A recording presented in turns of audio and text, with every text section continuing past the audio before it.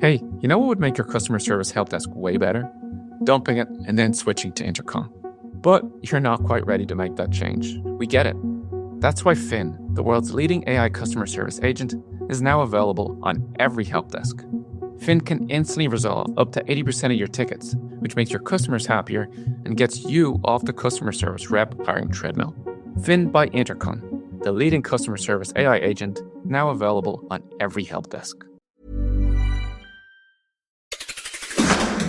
7 things you don't really need to know, but probably should. I'm Jamie East, and this is the Sunday 7. On today's episode of the award-winning Sunday 7, we track the return of long-lost astronauts Butch and Sunni, we hear about a new project to research the science of women in sport, and head to Sri Lanka to count some giant squirrels. Plus, Will Guyatt, the Smart 7's resident tech guru, catches us up on the latest tech, including VR handsets and a guide for parents to online red flags. If you're enjoying these podcasts, please do like and follow us wherever you get them from. We're here 7 days a week at 7 a.m. with the 7 biggest stories on the Smart 7 in association with Metro. Before we get started, though, it was on this day in 2001 that Russian space station Mir came to the end of 15 years orbiting the Earth. It launched back in 1986 and was expected to last for 5 years, but actually survived for 15. It was finally decommissioned, and mission controllers fired rockets which saw it drop out of orbit and burn up in the atmosphere. And as it burnt out, flaming fragments could be seen above the Pacific Ocean in a dramatic finale. 7. Staying in space, this week astronauts Butch Wilmore and Sunni Williams returned to Earth after spending almost 9 months in space. That's not unusual in itself, but their return became a political talking point for Elon Musk and Donald Trump, who claimed the Biden administration had abandoned them. The truth is, it was the failure of Boeing's Starliner that saw an 8-day test flight turn into a 9-month stay on the ISS. The newly designed vehicle struggled to dock with the station, and then engineers on Earth weren't happy to send the 2 astronauts back to Earth in it, as science communicator Niamh explained to Sky News. What really happened was they couldn't really figure out what the issue really was that prevented them from having that smooth approach to the International Space Station. And then around about September, they decided that they just didn't have enough data to be sure that they could safely return to Earth. And so they remained on, and the solution was that Crew 9 were soon to come up to replace Crew 8, and Crew 9 were provided to get to the International Space Station by SpaceX's Crew Dragon capsule. And what they did was they removed 2 of that 4-person crew, and they then got Sunita and Butch to be the other 2 members of that 4-person crew of Crew 9. And they're coming to the end of that mission now, and so they're just coming home, just like every other crew mission that completes its 6-month mission. British astronaut Tim Peake spent over 6 months on the International Space Station, including doing a spacewalk and running the London Marathon on a treadmill. And he says that even though they weren't planning to be there that long, it's still an emotional moment when you have to check out at the Space Hotel. Final days are very busy. You're trying to wrap up all of your own personal administration, and of course you're preparing the spacecraft for re-entry procedures as well. And for Butch and Sunni, I think it'll be a very nostalgic moment. Sunni's already said she doesn't expect to go back to space again, so departing the space station for what you think is the last time, you're going to be making the most of all of those precious moments. Tuesday evening saw the SpaceX Dragon capsule named Freedom splash down in waters off Florida. And splash down. Crew 9 back on Earth. And SpaceX Freedom, splash down. Good main release. Copy, splash down. We see main chutes cut. Nick, Alex, Butch, Sunni, on behalf of SpaceX, welcome home. In a made-for-TV moment, the pod was briefly surrounded by a real-life pod of dolphins, and the astronauts emerged shortly after. The crew were flown to a NASA facility in Houston, where they'll now undergo a 45-day rehabilitation program to get their bodies used to Earth's gravity again. Meganne from the UK Space Agency says that even though the longer stay was unexpected, it actually ended up creating a new space record. For Sunni in particular, she got to become the woman with the most number of hours outside the space station doing extracurricular activities. So I think it was a difficult time, and there are certainly things to be learned about test flights and how they might go and contingency plans that might need to be made, but it's also a positive thing.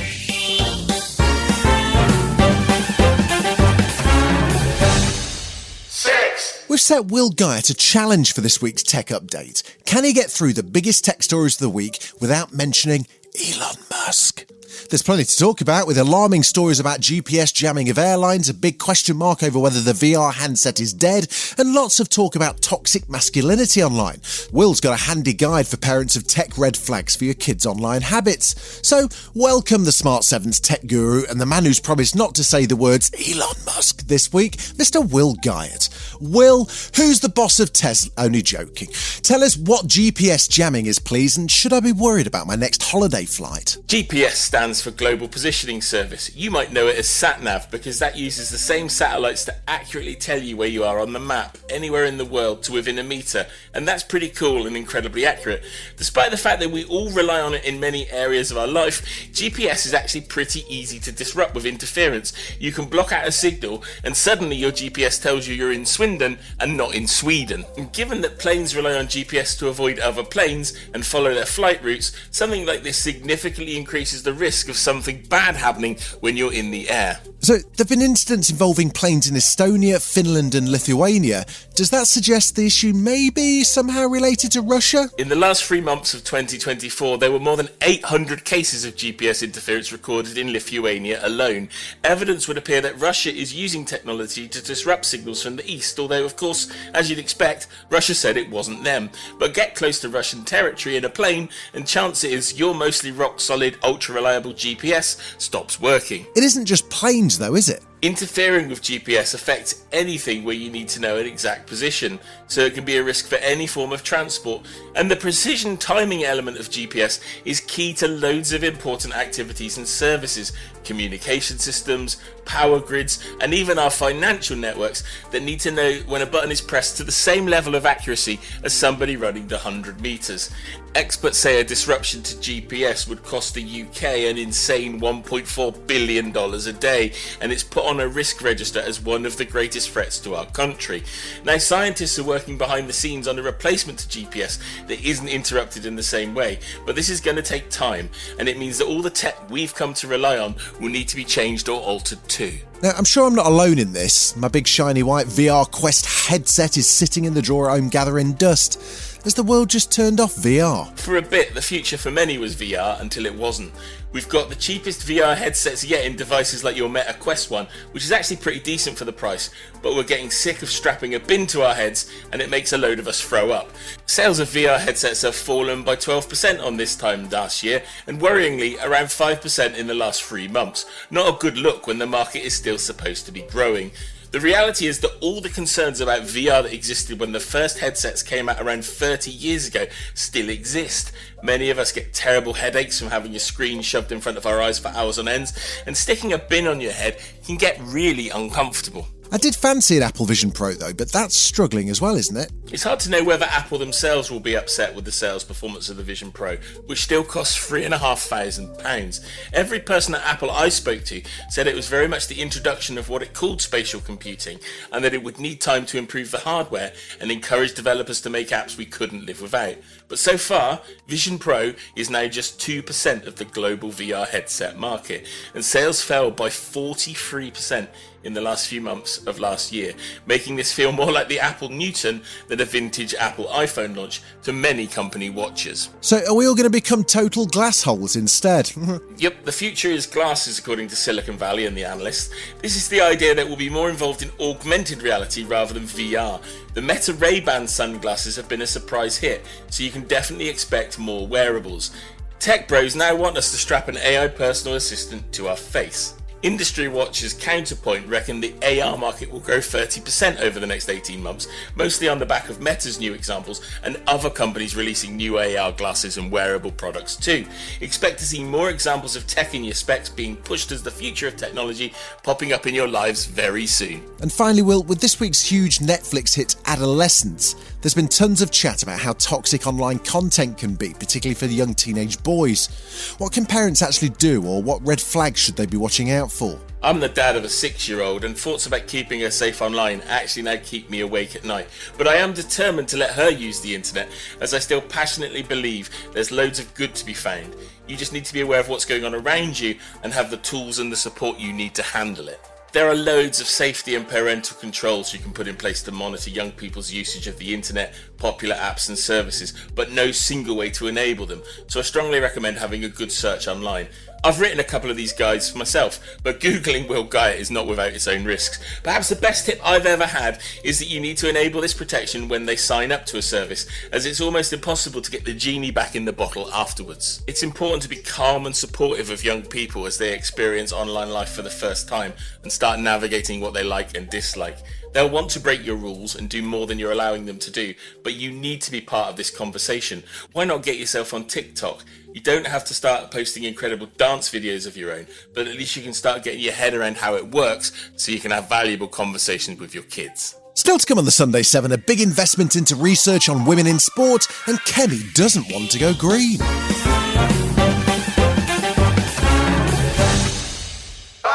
This week saw Loughborough University launch a brand new research and innovation hub which is focused on women in sport. Maher is the Pro-Vice Chancellor for Sport at Loughborough. The hub represents over a decade of research into women's sport, and this is a real mark of our new investment into this area so that we can globally lead in the space as part of Loughborough University. There are significant gaps in medical research when it comes to women, and even more so when it comes to women in sport.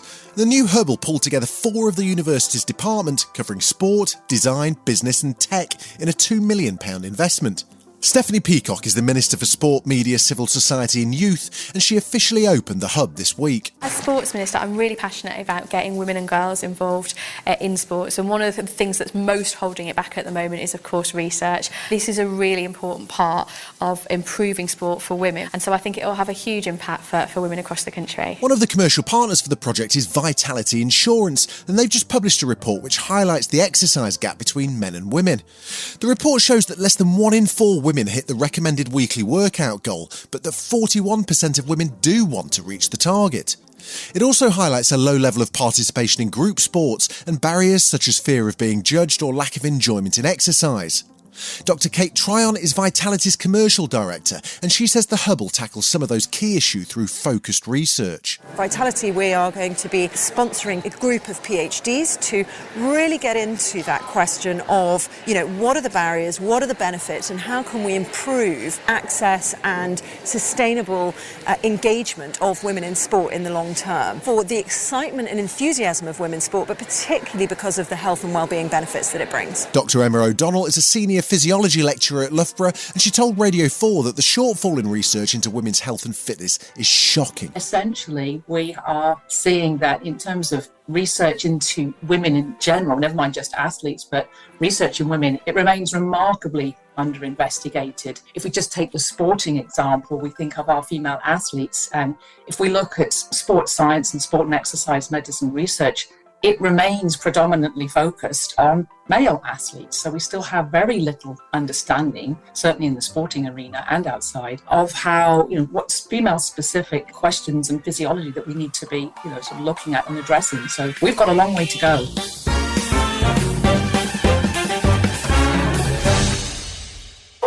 This week saw new Tory leader Kemi Badenoch begin to lay out her party's new policy agenda, and she started in a somewhat unusual place. In a speech on Tuesday, she denounced government plans on climate change. Net zero by 2050 is impossible. I don't say that with pleasure. I want a better future and a better environment for our children, but we have to get real. Anyone who has done any serious analysis knows it cannot be achieved without a significant drop in our living standards, or worse, by bankrupting us. Responsible leaders don't indulge in fictions which are going to make families poorer or mortgage their children's future. Her argument essentially is that there's no point in the UK setting a climate goal unless the rest of the world follows suit, and it matches similar climate scepticism from the Reform Party and from Donald Trump. Her policy shift, which sees the deadline of 2050 dropped, comes as the World Meteorological Organization warned that 2024 was the warmest year on record and likely to be the first that was consistently above the 1.5 degree climate change target. The Tory Shadow Energy Secretary Andrew Bowie was quizzed over the new policy and how many climate targets can be met if there's no deadline. It's an inherently conservative belief to want to leave the world in a better place than the one in which you found it. We are committed to that as a Conservative Party, but it's incumbent on us also, as a responsible party of opposition, seeking to be yet again a responsible party of government, to set out clear plans on how we get there and be honest about the trade-offs that are needed in order to get there. And if those trade-offs result in Britain being poorer and us being more insecure in a time of greater volatility and insecurity on the world stage, then I don't think that's something that we should be countenancing. The UK's already halved the level of greenhouse gases it emits, and Labour remain determined to invest in renewable resources and improve the UK's energy efficiency.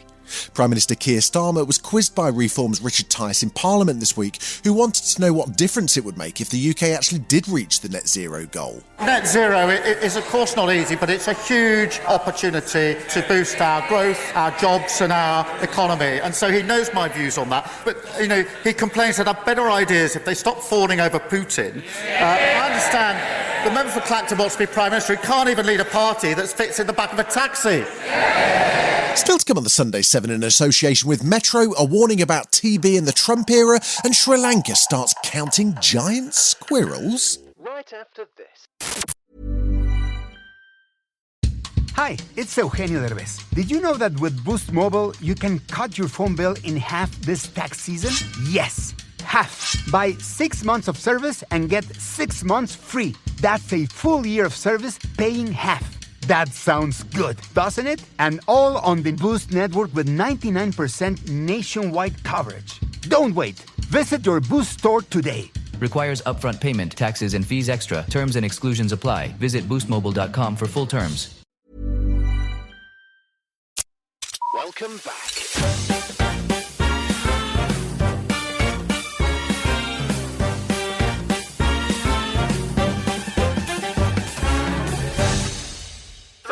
Now, there are many alarming things about Donald Trump's second presidency, but aside from tariff wars and friendly phone calls with dictators, he may have a long-term impact on America's health. Robert Kennedy Jr. is the nation's new health secretary, and he's pledged to make America healthy again, but it's not going terribly well so far. RFK Jr. has been a long-time vaccine skeptic, and post-pandemic, vaccination rates have dropped across the US, including for diseases like measles that can be deadly if left unchecked. Texas is currently struggling with an outbreak that's seen 300 people infected and 2 unvaccinated children die. The outbreak's now spread to New Mexico too, all while RFK posts about the power of cod liver oil as a treatment. It's not just measles either. America faces a range of public health threats, and as Elon, I said his name, and RFK cut funding for disease prevention programs, the world looks a lot less safe. Tuberculosis is a preventable and curable disease which kills more than 1.5 million people across the world each year. And now author and YouTuber John Green has done a deep dive on the disease and its impact on society. He first rose to fame as the author of the novel The Fault in Our Stars, but his new book is non-fiction and it's called Everything is Tuberculosis, the history and persistence of our deadliest infection. He says that things like the closure of USAID will have a significant impact on the battle to stamp out TB. We just don't devote nearly enough resources. The great Ugandan Dr. Peter Mugeni said of HIV, where are the drugs? The drugs are where the disease is not, and where is the disease? The disease is where the drugs are not. And that's very much the case with TB. We have the cure, but we don't do a good job of getting the cure to where it's most needed. Hundreds of thousands of people have seen their treatment interrupted, which we know means a skyrocketing chance of drug resistance, and we do not want drug-resistant tuberculosis circulating in communities at home or abroad. It's very dangerous, and we could live in a world where there's a totally drug-resistant form of TB, which should terrify us.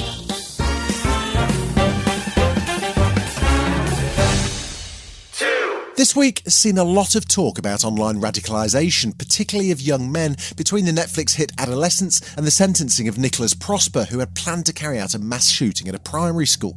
Former England manager Sir Gareth Southgate also used his Dimbleby lecture to warn that young men need role models, not online influencers, and worried about how much time is spent online, including gaming, gambling and porn. This week saw media regulator Ofcom give new powers under the Online Safety Act, which could see large fines or shutdowns of sites that refuse to comply. However, online safety campaigner Ian Russell of the Molly Rose Foundation is concerned that the regulator won't act swiftly enough.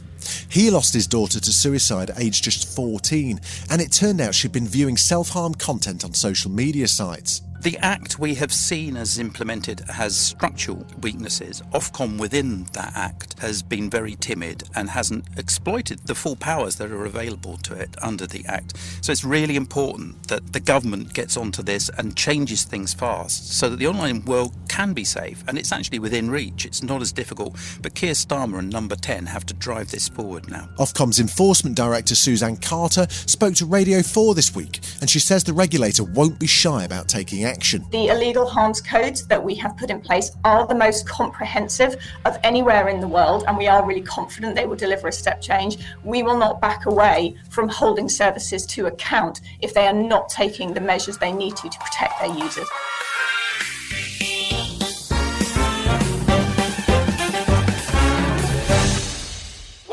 You might not know this, but Sri Lanka is the world's 4th largest coconut product exporter worldwide. I didn't. They also produce and export an astonishing 9 billion cashews and other nuts each year, according to their Exports Development Board. But they're struggling with a wave of crop destruction, which is threatening those exports. But it's not from climate change, it's from native wildlife. That's why Sri Lankan authorities have just launched a wildlife census. It's a little bit like the butterfly count we do in the UK, but in their case, they're counting the numbers of monkeys, peacocks and giant squirrels. Sri Lanka's Secretary of Agriculture is DP Wickramasinghe. The census is being done to help find a real solution. That is a basic need to tackle the issue right now. Authorities say some farmers are giving up altogether, which estimates that about 20% of total agricultural production's been lost because of hungry primates. If you're wondering, that's about 90 million coconuts a year. The survey aims to understand the density of these animals in different areas so that a plan to control and manage them can be developed. The wonderfully named Dr. Wolfgang Dittus is from the Smithsonian Primate Centre, and he says that farmers have a role to play too. What you need to do is clean up the garbage in the environment. No food, no garbage means no monkeys. But it's very, very difficult to get that concept across to people. This has been the Sunday 7. Wherever you're listening, do us a favour and hit the follow button. We'll be back tomorrow at 7 a.m. with the regular Smart 7. Have a great rest of your weekend. Written, produced and published by Daft Doris. Savor the best of spring with great everyday prices at Whole Foods Market. Yellow low price signs help you save money without compromising quality. Like on organic chicken breast and thighs, ground beef and more. All with no antibiotics ever. Plus, brighten your plate for less with 365 by Whole Foods Market Brioche. Smoked salmon, cherry tomatoes, organic apples, and more. Shop low prices daily at Whole Foods Market in-store and online.